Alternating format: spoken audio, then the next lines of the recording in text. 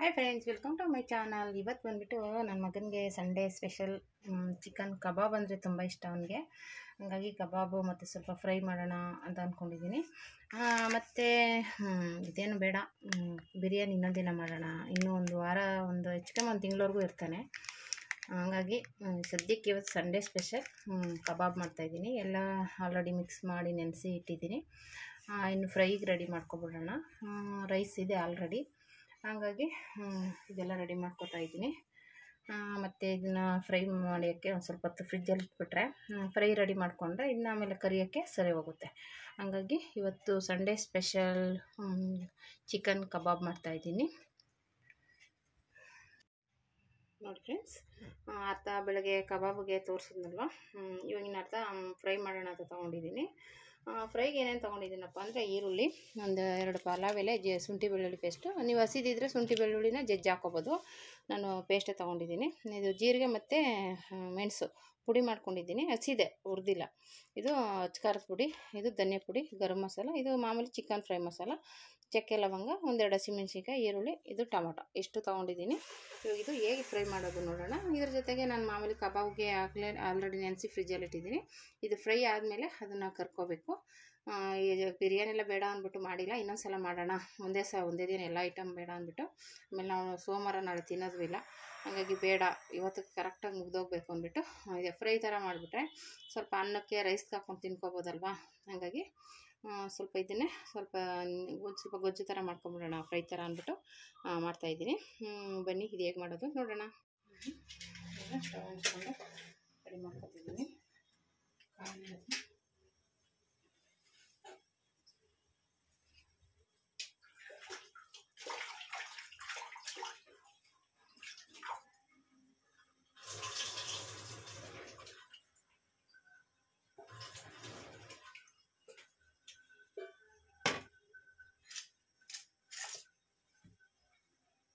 ಇದಕ್ಕೆ ಎಣ್ಣೆ ಹಾಕೋತೀನಿ.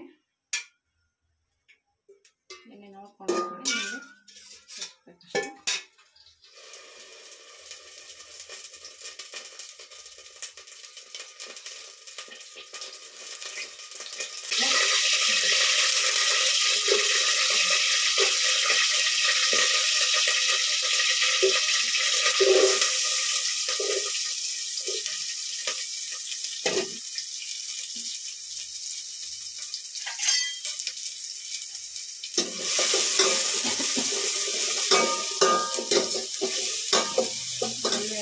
ಎಣ್ಣೆನೇ ಚೆನ್ನಾಗಿ ಫ್ರೈ ಹಾಕೋತಿದ್ದು.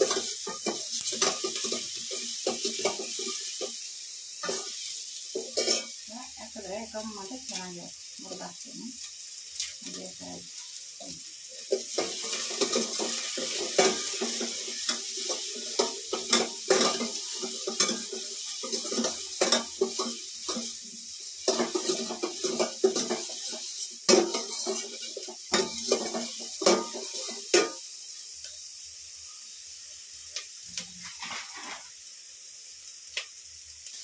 ಈಗ ಟೊಮೊಟೊ ಹಾಕೊಂಡಿದ್ದೀನಿ. ಟೊಮೊಟೊ ಹಾಕ್ಕೊಂಡು ಚೆನ್ನಾಗಿ ಫ್ರೈ ಮಾಡ್ಕೊಳ್ಳೋಣ.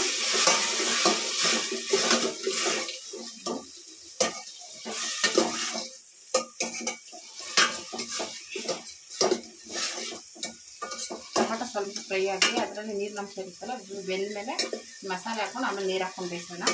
ಅದನ್ನು ಚೆನ್ನಾಗಿ ನೀರು ಬಿಟ್ಕೊಳ್ಳುತ್ತೆ. ಫಸ್ಟಿಗೆ ಟೊಮೊಟೊ ಚೆನ್ನಾಗಿ ಫ್ರೈ ಆಗಬೇಕು.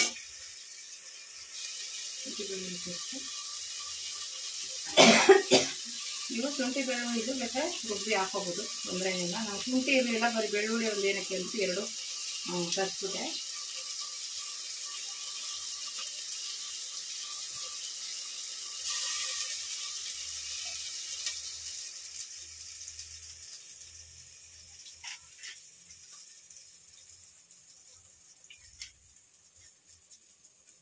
ಈಗ ಏನೇನು ಮಸಾಲೆ ಇಟ್ಕೊಂಡಿದ್ದೀವಲ್ಲ ಇದೆಲ್ಲ ಹಾಕೋಣ.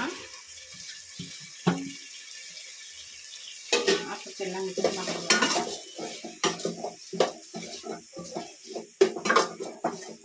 ಮಿಕ್ಸ್ ಮಾಡ್ಕೊಂಡು ಇದು ಸ್ವಲ್ಪ ನೀರು ಹಾಕೊಳ್ಳೋಣ, ಯಾಕೆಂದರೆ ನೀರಲ್ಲಿ ಅದು ಚೆನ್ನಾಗಿ ಮಸಾಲೆ ಬೇಯಬೇಕು.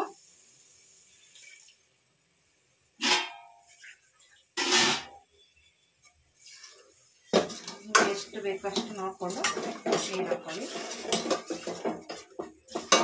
ಚೆನ್ನಾಗಿ ಇವಾಗ ಮಸಾಲೆ ಎಲ್ಲ ಚೆನ್ನಾಗಿ ಬೆಂದು ನೀರು ಬಿಡಬೇಕು, ಇದು ಎಣ್ಣೆ ಬಿಡಬೇಕು, ಸಾರಿ ಎಣ್ಣೆ ಬಿಡಬೇಕು. ಆವಾಗ ಅದು ಇನ್ನೂ ಚೆನ್ನಾಗಿ ಇದಾಗಿದೆ ಅಂತ.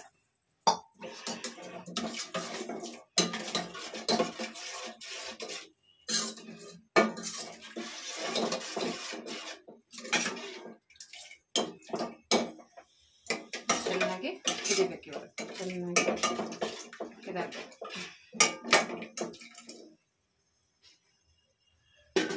ಮಸಾಲೆ ಎಲ್ಲ ಚೆನ್ನಾಗಿದೆ.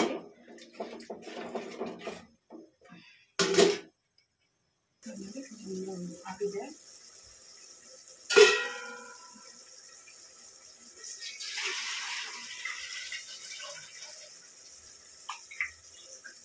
ಆಲ್ರೆಡಿ ಚೆನ್ನಾಗಿ ತೊಳೆದಿಟ್ಕೊಂಡಿದ್ದೀನಿ, ಅದು ನೋಡಿ ಇದೆ.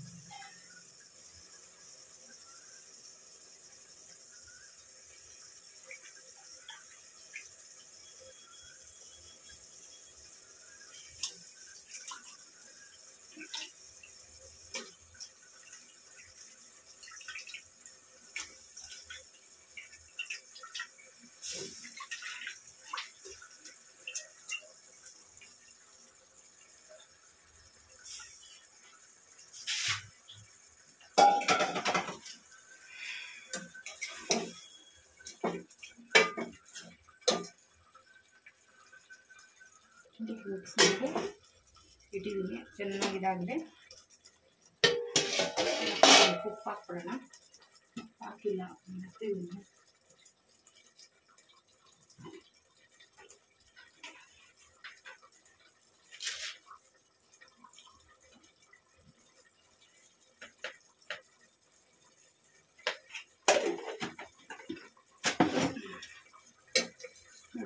Sunday special chicken fry.